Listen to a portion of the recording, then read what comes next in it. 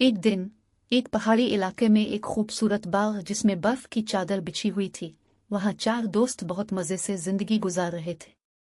पहला दोस्त, जिसका नाम मुस्तकीम मक्खा वाला था, एक छोटा सा बकरा था जिसका मुंह लाल होता था और वो हर बात पर मुखा के हंसाता रहता था।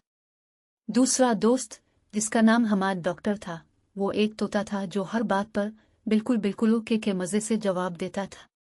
तीसरा दोस्त, जिसका नाम फाइज नवीद वाला था, एक खूबसूरत खरगोश था जो हर दिन ये क्या हुआ पूछता रहता था।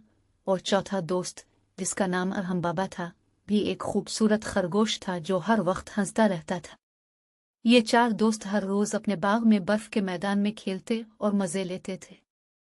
इनके घर के करीब एक नहर बहती थी जिसका पानी बहुत खूबसूरत मंजर था। एक दिन जब बर्फ का धंधा ज्यादा हो गया, मुस्तकीम मक्खा वाला बोला, चलो दोस्तों, आज कुछ नया करते हैं।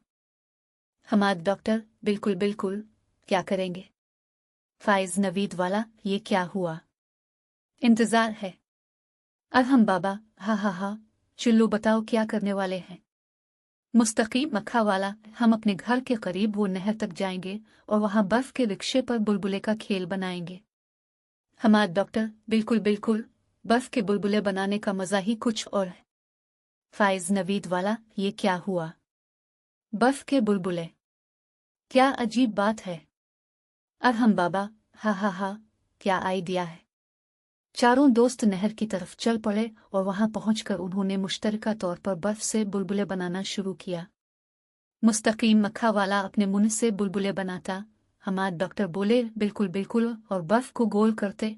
फाइज नवीद वाला हर बार नई बात पूछता, ये क्या हुआ, और अरहम बाबा सबको खुश करता रहा। उन्होंने भरपूर मजे से खेलने के बाद अपने घर की तरफ रवाना हुए। रास्ते में इनके सामने एक छोटी सी बहन नायाब दिखाई दी, जिसने अपनी गर्दन हिलाकर मियो कहा। मुस्तकीम मक्खा वाला, देखो, हमारी बहन भी आ गई है। हमाद डॉक्टर, बिल्कुल बिल्कुल, खुश आमदीद। फाइज नवीद वाला, ये क्या हुआ? कितनी खूबसूरत बली है। अरहम बाबा, हा हा हा, मजे की बात है।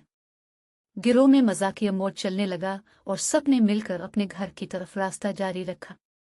नहर के किनारे बर्फ के बुलबुले और दोस्तों के साथ बीती हुई यादें उनके दिल में हमेशा के लिए बस गई। एक दिन एक पहाड़ी इलाके में एक खूबसूरत बाग जिसमें बर्फ की चादर बिछी हुई